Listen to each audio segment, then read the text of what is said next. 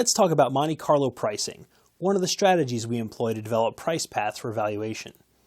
Monte Carlo is designed to accurately illustrate representative performance of a book over time. It does this by simulating a random walk through each price path segment in order to reach a terminal price.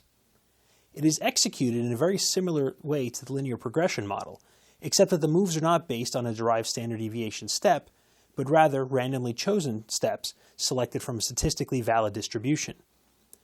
The easiest way to illustrate the Monte Carlo pricing model is with an example. Suppose today is January 25th, and we have a sample book that contains 100 shares and 2 options expiring on February 19th. Since our first expiration is February 19th, there's no benefit for using Monte Carlo on dates at or before the expiration. Because the linear progression pricing model is more efficient and more effective, you should always use that. And while you could use Monte Carlo, it would really just approximate the linear results, so there's no benefit.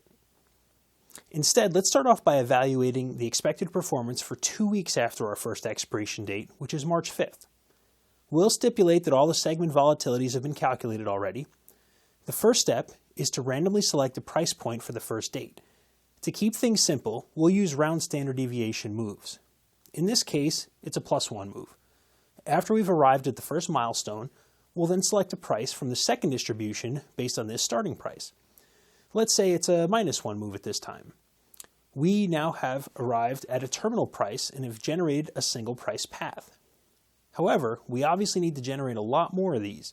So next, we'll create another, and this time it randomly selected -1 and +2 moves.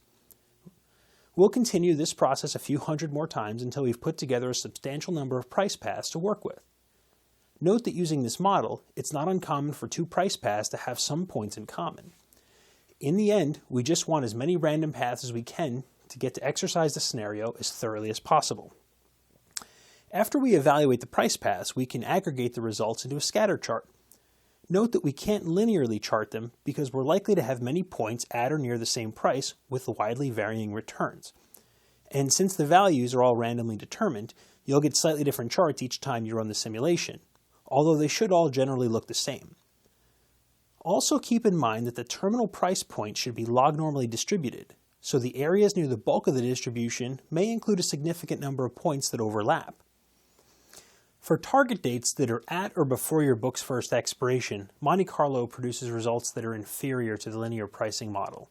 However, for modeling dates beyond an option expiration, Monte Carlo provides the most realistic results. As always, good luck and good hunting.